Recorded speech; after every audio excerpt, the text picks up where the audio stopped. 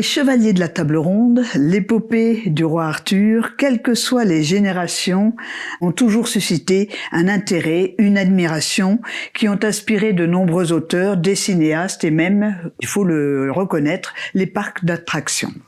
Au-delà des exploits accomplis par les héros, que se cache-t-il derrière ce mythe?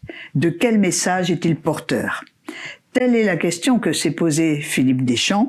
Il existe déjà certes une littérature foisonnante à ce sujet, et pourtant vous avez choisi d'écrire un livre sur le Graal, avec pour sous-titre « Une quête intérieure ». Donc, vous avez choisi une approche plutôt spiritualiste pour traiter de ce sujet. Alors ma première question, Philippe Deschamps, ça sera le Graal, qu'est-ce que c'est? Alors le Graal, traditionnellement, on considère que c'est une coupe. En réalité, c'est un symbole qui existe depuis des milliers d'années sous des formes totalement différentes. Pour se faire court, on va dire que le Graal, si un chevalier recherche le Graal, c'est parce qu'il est à la recherche d'une certaine forme d'immortalité. Il recherche également une nourriture spirituelle. On dit que le Graal contient, à la cour d'Arthur, il contient tous les mets que les chevaliers peuvent consommer. Donc c'est vraiment un symbole de nourriture spirituelle. C'est un symbole également de féminité. Et puis c'est un symbole, puisque ce sont les femmes qui apportent cette fameuse coupe aux chevaliers. Et puis c'est aussi un symbole, c'est un croissant de lune en position horizontale. C'est le symbole de la conscience en situation de réceptivité. Alors qui peut atteindre le Graal? Tout le monde. Tout le monde. Mais pourtant, dans la quête arthurienne, ce sont des chevaliers. Exactement. Alors, ce ne sont pas les autres, ce sont les chevaliers. Ce sont des chevaliers. C'est-à-dire que on dit tout le monde à condition d'avoir une certaine attitude chevaleresque dans la vie. C'est-à-dire une attitude, le chevalier, on dit qu'il défend la veuve et l'orphelin, il est en quête de justice, c'est un homme d'action ou une femme d'action, puisque la chevalerie peut s'adresser aux femmes à l'époque moderne.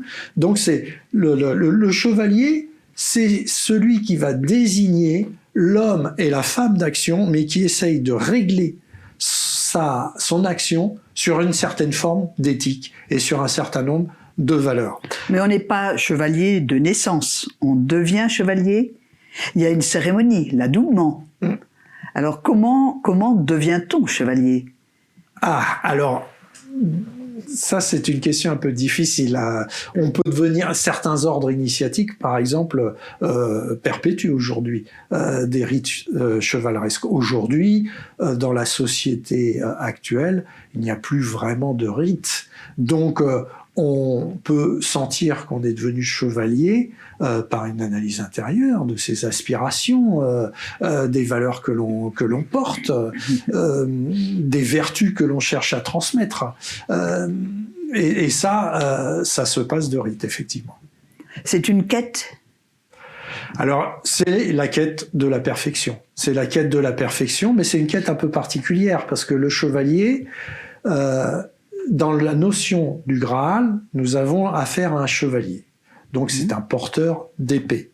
L'épée, c'est le symbole de l'action masculine, virile, presque martiale.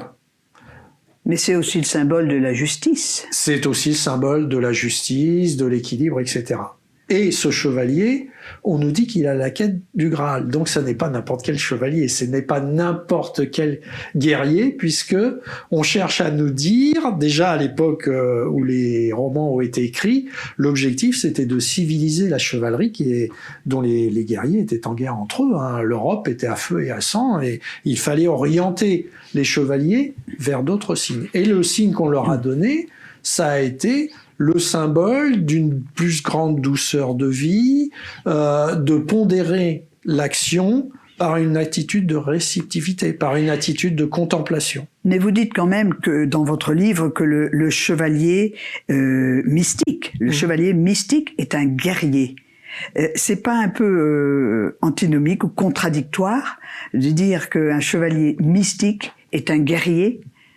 Alors contradictoire, ça pourrait l'être en apparence, mais si on étudie par exemple ce qui s'est passé dans l'islam aujourd'hui on parle du djihad. on parle de la guerre sainte et on pense tout de suite à la guerre, aux terroristes islamiques, etc. En réalité, ce que le prophète Mohammed enseignait, c'est qu'il y avait deux djihad. Un djihad extérieur, la guerre sainte, et puis un djihad intérieur, c'est-à-dire le travail sur soi-même.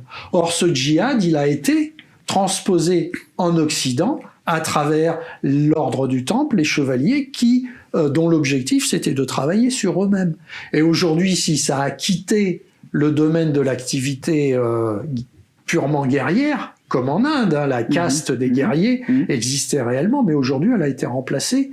Les anciens guerriers, les anciens kshatriyas en Inde sont devenus des administrateurs. Ce sont ceux qui administrent l'État. Donc, mais quand même, cette notion de guerre, elle évoque le combat.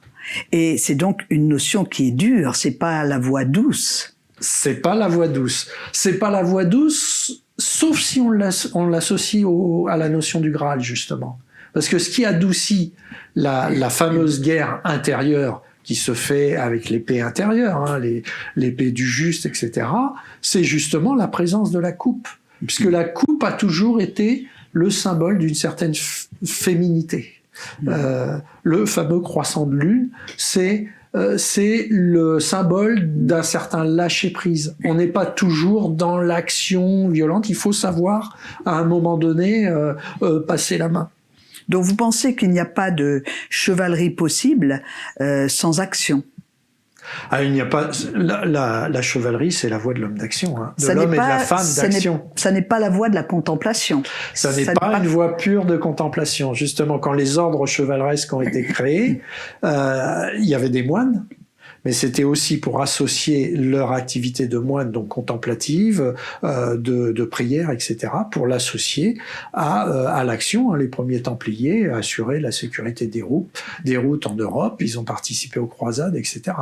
Et qu'est-ce qui va permettre alors de conduire cette action d'une façon juste ? Eh bien, c'est justement la démarche du chevalier de contacter le Graal, de se mettre lui-même en position de Graal, c'est-à-dire en attitude de réceptivité, en harmonisation avec les forces universelles.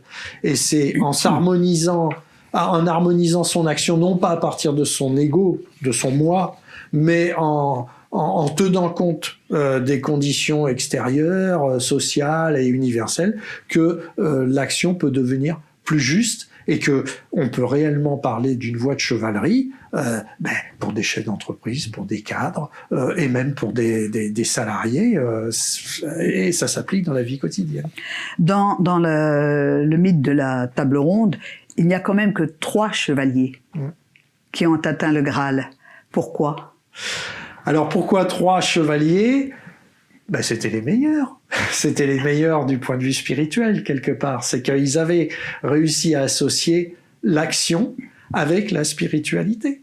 Réaliser une certaine unité. Il y a une idée de cité idéale dans la chevalerie. La société d'Arthur, Camelot, Arthur l'a construit comme une cité idéale, dont l'objectif, c'est d'établir une paix perpétuelle dans le royaume. Les plus grands serviteurs de cette paix, ça a été ces fameux 3 chevaliers. Mais il y a un petit clin d'œil aussi au symbolisme, c'est que ces 3 chevaliers, selon les légendes, ça va être Perceval, ça va être Bor et ça va être Galahad dans les versions les plus chrétiennes. Ils représentent les 3 états de l'être, c'est-à-dire l'esprit, pour Galahad, qui est d'ailleurs un chevalier doté d'une armure blanche, de l'âme, qui est symbolisé par Perceval, qui est le chevalier à l'armure vermeille, donc de couleur rouge, qui sont des couleurs qu'on retrouve d'ailleurs dans l'alchimie, et des couleurs très importantes d'un point de vue symbolique. Et puis il y a Bor, le dernier, qui possède une armure noire. Donc l'esprit, l'âme et le corps, finalement, d'une même personne, puisque l'action de la chevalerie s'opère sur les 3 plans de l'existence. Mais Bor, c'est celui qui choisit l'ascèse. Est-ce que ça signifie que dans l'esprit chevaleresque, il faut choisir l'ascèse et qu'est-ce que c'est que cette ascèse dans ce cas-là ? À un moment donné, dans le roman de Perceval, c'est très clairement expliqué. C'est que Perceval, au début, est un être frustre, à la différence de Gauvin, qui lui est le neveu du roi et qui fait partie de la noblesse, etc. Et d'ailleurs, c'est le premier qui va échouer à cause de son orgueil, nous dit le roman de Chrétien de Troyes. Perceval, au début, c'est un être frustre, c'est un barbare. C'est un peu comme l'histoire du samouraï Miyamoto Musashi qui ne rêve que de plaies et de bosses. Et petit à petit, on voit le personnage de Perceval dans le roman s'affiner. Et les personnages qui l'amènent à s'affiner, ce sont des femmes. À chaque rencontre féminine, Perceval abandonne quelque chose de sa fermeté guerrière. Et à la fin de son sentier, il va rencontrer un ermite qui l'amènera à quitter même les armes. Ce qui fait qu'il passe d'un état de chevalier terrestre à la chevalerie céleste, et que cette chevalerie céleste, eh bien, elle se nourrit aussi de la contemplation, de la prière et de le travail. Le travail n'est plus un travail sur la société, un travail qui peut demander une certaine force coercitive. Ça devient la société sur laquelle il travaille, c'est sa société intérieure. Vous nous avez parlé tout à l'heure un petit peu du symbolisme de l'épée. Il y a tout un équipement pour le chevalier. Il y a certes l'épée, il y a aussi la lance, il y a le bouclier et il y a le cheval. Il y a le cheval. Pouvez nous parler un petit peu de l'ensemble de cet équipement et de son symbolisme, bien sûr? Oui, complètement. Donc, cet équipement, on va le transposer sur le plan de la spiritualité. L'épée, là, va représenter l'épée de justice, le discernement, celle qui coupe avec son tranchant, le discernement, la connaissance, disons, plus intellectuelle. La lance, elle, va représenter le pouvoir de concentration qui est bien nécessaire pour une personne qui a envie d'évoluer sur le plan spirituel. Le bouclier représente la prudence, car effectivement, plus on avance sur le sentier de la réalisation du soi, eh bien plus il faut être prudent dans ses relations avec les autres, bien que totalement ouvert. Et puis le cheval, lui, va représenter le côté animal de l'être humain que le chevalier, justement, va maîtriser. Mais il y a une particularité à cette maîtrise, que j'aborde d'ailleurs dans mon ouvrage, c'est qu'on ne maîtrise pas un cheval par la violence. De même, un individu ne peut pas maîtriser sa propre animalité de façon violente. Il faut amadouer la bête, comme on dirait, et il faut donc une vraie technique. Merci pour ces quelques explications symboliques. On va avancer maintenant que vous nous avez expliqué ce que c'est que le Graal et ce que c'est que le chevalier.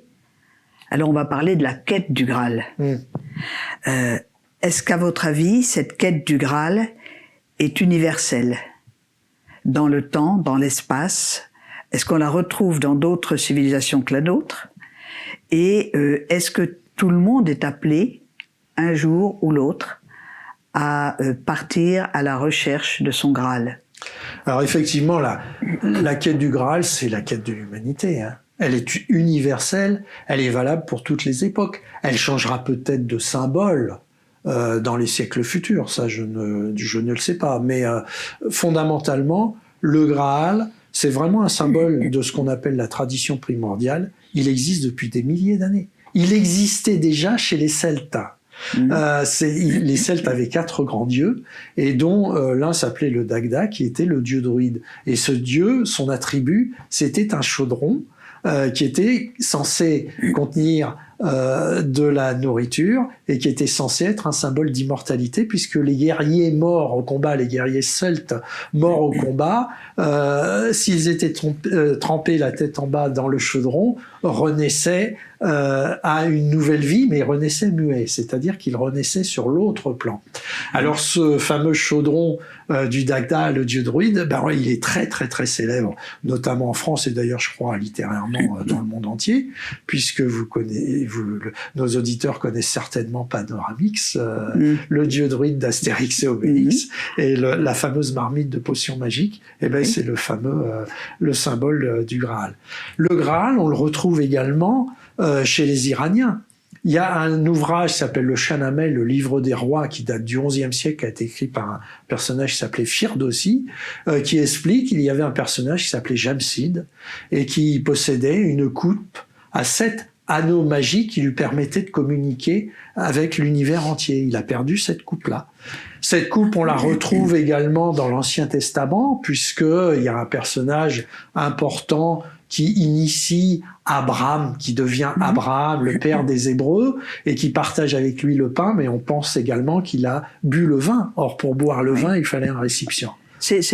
En quelque sorte, c'est un archétype, le Graal. C'est un archétype qui désigne une certaine attitude d'harmonisation de l'être humain avec des forces qui le dépassent. Et qui doivent, ces forces qui doivent aussi diriger son existence quelque part. Ce qui est intéressant aussi dans votre livre, c'est que vous évoquez des êtres comme Martin Luther King, Gandhi, Jésus, en disant qu'ils furent des combattants et d'une certaine manière donc des chevaliers aussi. Exactement. Et que ce sont pour eux, pour vous, ces êtres-là qui ont fait évoluer l'humanité.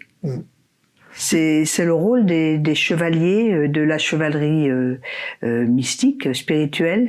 Oui, réellement, parce que on a tendance à penser que Gandhi, c'est l'apôtre de la non-violence.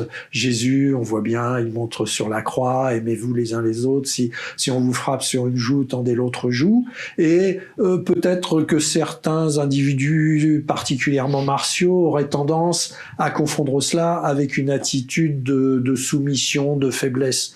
Alors qu'en réalité, c'est réellement l'attitude la plus forte, la plus puissante qu'il soit. La non-violence, ça demande réellement une vraie détermination. Quand Jésus dit si l'on te frappe sur la joue droite, tends la joue gauche, Lanza del Vasto, qui était un personnage important au XXe siècle, disait c'est presque une provocation. C'est dire t'as pas frappé assez fort sur une joue, vas-y, je te tends l'autre joue, mais je ne changerai pas forcément ma position.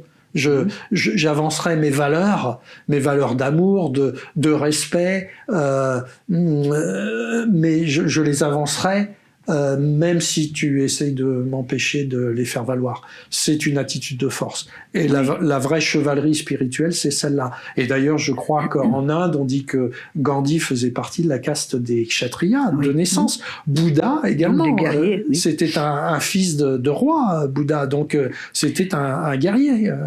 Et justement, vous évoquez dans votre livre la Bhagavad Gita, donc un grand texte de l'hindouisme, et le dialogue entre Krishna et Arjuna, qui au moment de se lancer dans une guerre fratricide parle avec Krishna, et Krishna le pousse à l'action, en fait, mais en même temps à la non-action. C'est cela. Et comment concilier, parce qu'il dit tu vas agir à travers moi, c'est moi qui sera en toi dans ton action. Alors je dirais comment réussir cette union dans l'action? Alors effectivement, c'est un vrai sujet, parce que c'est vraiment un sujet de connaissance.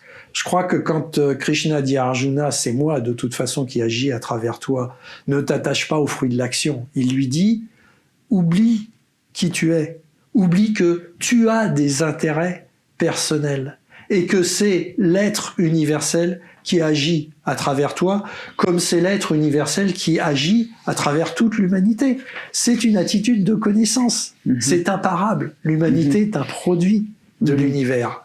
Simplement, ce que Krishna invite, lorsqu'il invite Arjuna à s'oublier lui-même, il lui dit, mais n'essaye pas de tirer la couverture à toi. Tu as le droit à l'action, mais en tant que personne, tu n'as pas le droit aux fruits de l'action, les résultats de l'action. Et c'est là où on a l'équilibre entre le chevalier classique qui, lui, va agir pour son intérêt et va poursuivre des buts personnels, tandis que une autre phase de la chevalerie est plutôt la chevalerie du service, qui, elle, se met au service d'une cause plus grande qu'elle-même, sans poursuivre forcément les buts. Alors, ce que vous dites, ça fait tout à fait penser à la devise templière, non nobis domine, non nobis, sed nomini tuo da gloriam. Effectivement. C'est cela. Exactement, exactement. Et le seul basculement c'est un basculement de connaissance. Reconnaître que l'ego, le moi humain, c'est un outil, c'est une fonction, mais ça n'a pas de réalité fondamentale. Alors, est-ce que cette quête du Graal, elle peut être encore aujourd'hui, dans le monde d'aujourd'hui qui est un monde terriblement tourmenté et violent, est-ce que cette quête peut être encore d'actualité à votre avis ? Elle est complètement d'actualité, elle est même nécessaire. C'est-à-dire que plus les individus prendront conscience que l'humanité est au service de plus vaste qu'elle, plus elle apprendra déjà à respecter son environnement, à se respecter elle-même et à se donner un avenir. Parce que l'avenir de l'humanité ne s'arrête pas au XXe siècle et au XXIe siècle avec les données de la culture et de l'éducation actuelle. L'éducation dans les siècles futurs, voire même dans les millénaires futurs, aura une idée de l'être humain certainement complètement transformée par rapport à l'époque actuelle. Et donc, si on veut passer l'époque, qui est une époque difficile aujourd'hui, l'humanité doit faire des choix. Eh bien, il faut qu'elle change d'attitude. Et peut-être travailler aussi sur ses propres désirs. Est-ce que c'est l'humanité ou bien est-ce que ce sont les êtres humains individuellement ? Ça commence par l'individu. Ça commence par l'individu. Chacun doit travailler sur ses propres désirs, sur tout ce qui l'enferme et apprendre à titre chevaleresque à s'en libérer. Et puis, probablement que s'il y a suffisamment d'individus qui procèdent comme cela, il y aura un système d'avalanche en cascade. Ce sera la collectivité qui arrivera à cette démarche-là. Et d'ailleurs, je ne sais plus si c'est pas Martin Luther King qui disait ou un autre qui disait, mais si tu veux changer le monde, commence par te changer toi-même. Eh bien, ça sera la conclusion de cette émission d'aujourd'hui. Je rappelle le titre de votre livre que je ne peux que recommander par la profondeur et les réflexions qu'il peut inspirer sur un plan personnel. Le Graal, une quête intérieure, paru chez Diffusion Traditionnelle. Merci. Merci.